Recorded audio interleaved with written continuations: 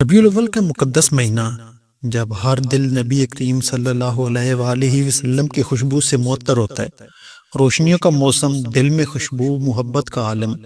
لیکن اس پاک مہینے میں ایک گھر کے تاریک پچھواڑے میں 9 سالہ یتیم فہرام رسی سے کتے کے ساتھ بندھا ہے، زمین پر گری باسی روٹیاں چبا رہا تھا۔ اوپر چھت پر سوتیلی ماں شبنم ڈنڈا ہاتھ میں لیے چیخ رہی، نبی صلی اللہ علیہ وآلہ وسلم کے مہینے میں بھی تیرا منہ گناہ لگتا ہے، کتا ہے تو، اسی کے ساتھ کھا، اسی کے ساتھ مر۔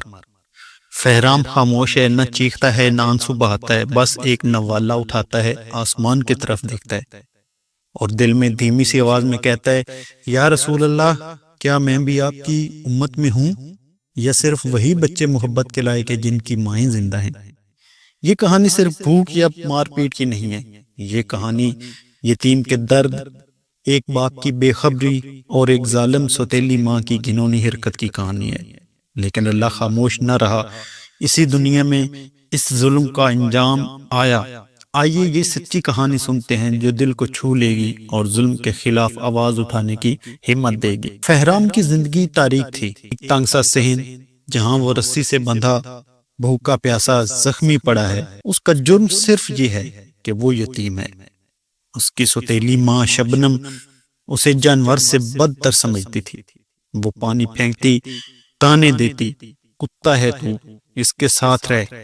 فہرام کے ہاتھوں میں چھالے، جسم پر زخم، لیکن آنکھوں میں صرف ایک سوال، یا رسول اللہ، کیا میں آپ کی امت کا حصہ ہوں؟ پڑوس میں سب دیکھتا تھا، وہ فہرام کا بچپن کا دوست تھا، لیکن اس کے ابو کی بات اسے روکتی تھی، دوسروں کے گھر میں مداخلت نہ کرو۔ ہما کی آنکھیں اشک بار، دل بے چین، لیکن ہمت نہ تھی کہ آواز اٹھائے۔ وہ اپنی ڈائری میں لکھتا، اگر نبی اکرم صلی اللہ علیہ وآلہ وسلم کو یتیموں سے محبت تھی تو فہرام کیوں اکیلا ہے؟ فہرام کا باپ ندیم محنت مزدوری کرتا تھا، تھکا ہارا گھر آتا، شبنم اس کے سامنے ایک نیک بیوی بن جاتی، مسکرا کر پانی دیتی، جھوٹ بولتی، فہرام ٹھیک ہے۔ ندیم خوش ہوتا، لیکن اسے کیا پتا تھا کہ اسی وقت اس کا بیٹا صحن میں رسی سے بندھا بھوک سے ہونٹ چبا رہا ہے۔ ایک صبح ندیم نے فہرام کا کمرہ دیکھا، خالی بستر، پھٹی چپل، بکھری کتاب میں دل میں وسوسہ اٹھا۔ شبنم نے فوراً جھوٹ بولا، نئے جوتے دلا دیے، پرانی چیزیں بس یوں ہی پڑی ہیں۔ ندیم چلا گیا، لیکن اس کے دل میں شک کا بیج پڑ چکا تھا۔ شبنم کا ظلم بڑھتا گیا، فہرام سے کپڑے دھلوائے، ٹھنڈے پانی میں ننگے پاؤں، ہاتھوں میں چھالوں کے باوجود وہ چیختی، چور، میرا صابن کہاں گیا؟ ہاتھ پاؤں کاٹ دوں گی۔ رات کو باسی روٹی پھینک کر کہتی، کتے کو بھی دے دینا، تو بھی تو ویسا ہی ہے۔ فہرام خاموش، بس آسمان کی طرف دیکھتا اور دل میں دعا کرتا، یا رسول اللہ صلی اللہ علیہ وآلہ وسلم، کیا میری ماں ہوتی تو بھی یہی ہوتا۔ ایک رات ہما کا ضمیر جاگ اٹھا، خواب میں فہرام کی آواز گونجی، کیا تو بھی اندھا ہے؟ وہ پسیج کر رہ گیا، اٹھا، ڈائری کھولی اور لکھا، کل میں کچھ کروں گا، ورنہ میں بھی قصوروار ہوں گا۔ اگلی رات جب شبنم نے فہرام پر مرچ ملا پانی پھینکا، فہرام بے ہوش ہو گیا۔ ہما نے یہ منظر دیکھا اور وہ خاموش نہ رہ سکا۔ وہ اپنے ابو کو لے کر آیا، جنہوں نے سب کچھ دیکھ لیا۔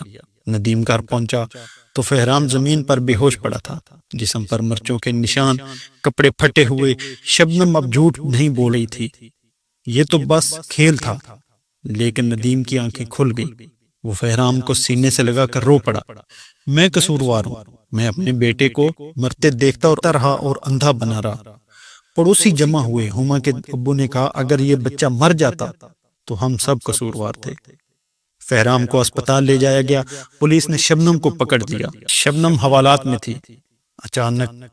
جب اچانک اس کے جسم پر پھپھولے نکل آئے، خارش، جلن، چیخیں، ڈاکٹر حیران، یہ کوئی بیماری نہیں، شاید اس یتیم کی بد دعا ہے۔ شبنم رسی سے بندھی چیخیں مار رہی تھی، وہ بچہ واپس آ رہا ہے، اس کی عقل، سکون سب چھین گیا۔ وہ خود اسی رسی کی قید بن گئی جس سے وہ فہرام کو مانگتی تھی۔ پولیس نے لکھا، قانون سے پہلے قدرت نے فیصلہ سنا دیا۔ ہسپتال میں فہرام کی آنکھیں کھلی، ندیم اس کے سامنے بیٹھا تھا، روتے ہوئے کہتا، معاف کر دے میرے لخت جگر، تجھے بچا نہ سکا۔ فہرام نے دھیمی سی آواز میں کہا، اگر اماں ہوتی تو کیا میں یتیم ہوتا؟ ندیم کا دل پھٹ گیا، وہ فہرام کو سینے سے لگا کر بولا، اب میں ہوں تیرے ساتھ، ہمیشہ، نہ رسی نہ کتا، بس ہم باپ بیٹے ہیں۔ فہرام آہستہ آہستہ چلنے لگا، ندیم اسے اسکول چھوڑتا، ناشتہ بناتا، درود شریف پڑھتا۔ ایک دن فہرام نے قرآن اٹھایا، جہاں لکھا تھا یتیم پر ظلم نہ کرو، وہ مسکرایا، جسے اللہ نے خود جواب دیا۔ عمر نے اپنی ڈائری میں لکھا، ہم نے سچ بولا، اور فہرام اب انسانوں کے درمیان سوتا ہے، جانوروں کے ساتھ نہیں۔ ظلم صرف مار سے نہیں، خاموشی سے بھی ہوتا ہے۔ اس سے ہمیں سبق سیکھنا چاہیے۔ یتیم کا دل توڑنا کہ ناراضی کو دعوت دینا ہے۔ اگر ہم نبی اکرم صلی اللہ علیہ وآلہ وسلم سے سچی محبت کا دعویٰ کرتے ہیں تو یتیم سے پیار، محبت، مظلوم کا ساتھ اور سچ کا علم اٹھائیں۔ ندیم نے جب حقیقت کو مانا، اللہ نے اسے دوسرا موقع دیا۔ یہ کہانی سن کر اگر دل تڑپا تو خاموش نہ رہو۔ ربیع الاول میں نبی اکرم صلی اللہ علیہ وآلہ وسلم کے عشق کو سچ کرو، فہرام جیسوں کے لیے روشنی بنو، ظلم کے خلاف آواز اٹھاؤ، کیونکہ یتیم کا رب خود اللہ ہے، اس کی عدالت کبھی خاموش نہیں رہتی۔